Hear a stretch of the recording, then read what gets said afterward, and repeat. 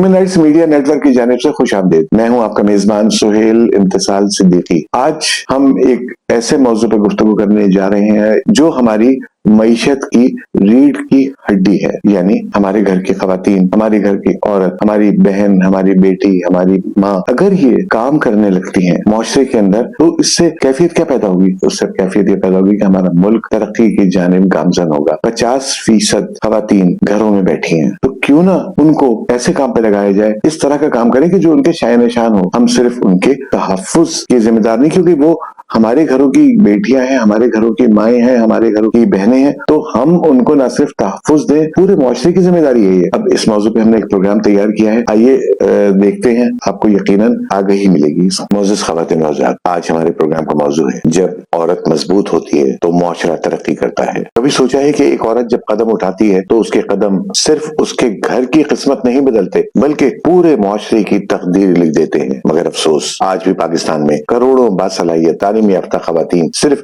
इसलिए पीछे रह जाती हैं क्योंकि हमने उन्हें आगे बढ़ने के रास्ते बंद कर रखे हैं। पाकिस्तान की कुल आबादी में तकरीबन 49% खवातीन शामिल हैं, यानी आधा पाकिस्तान औरतों पर मुश्तमिल है। मगर अफसोस के इनमें से सिर्फ 22% खवातीन किसी मुआशी सरगर्मी का हिस्सा है। बाकी 78% खवातीन चाह कर भी निजाम की दीवारों के पीछे कैद हैं। देहातों में वो सुबह से शाम तक खेतों में काम करती हैं, मगर उनके नाम पर न उजरत, न पहचान, न हक। शहरों में बैठी लड़कियां डिग्रियां लेकर भी घरों में बैठती हैं, क्योंकि उन्हें सड़क पर हिरासानी, दफ्तर में तासुब और मुआशरे की तंग नजरी का सामना है। सोचे, क्या ये वही मुल्क नहीं जहां फातिमा जिन्ना ने क़यादत की थी और जहां आसमा जहांगीर ने इंसाफ का अलम बुलंद किया था? अब हम बात करें इस सिलसिले में क्या रुकावटें दरपेश हैं और उसकी क्या वजूहात हैं। खवातीन की मुआशी शिरकत की राह में कई दीवारें खड़ी हैं। समाजी सोच, लड़कियां नौकरी के लिए नहीं घर के लिए बनती हैं। तहफ्फुज और ट्रांसपोर्ट, महफूज रास्ते और काम की जगहों की कमी, तालीम और महारत, तरबियती इदारों तक महदूद रसाई, घरेलू दबाव। अगर वो नौकरी करे तो सवाल उठता है, घर कौन संभालेगा? मगर असल सच ये है, औरत तो घर संभाल कर भी कमाती है। वो बच्चों की तरबियत करती है, खाना पकाती है, घर को जन्नत बनाती है, मगर उसकी मेहनत को कभी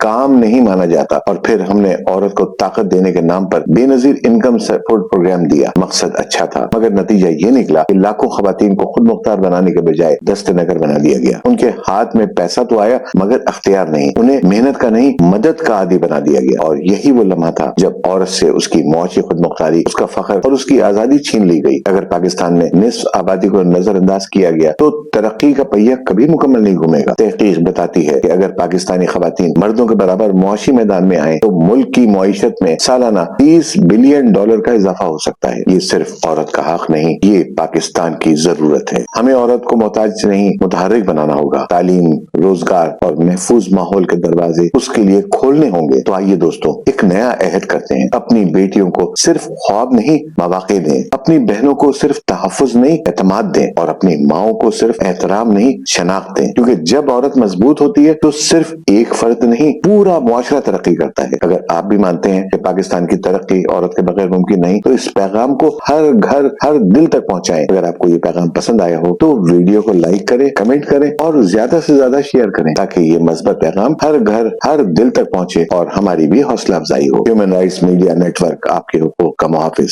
शुक्रिया। अल्लाह हाफिज।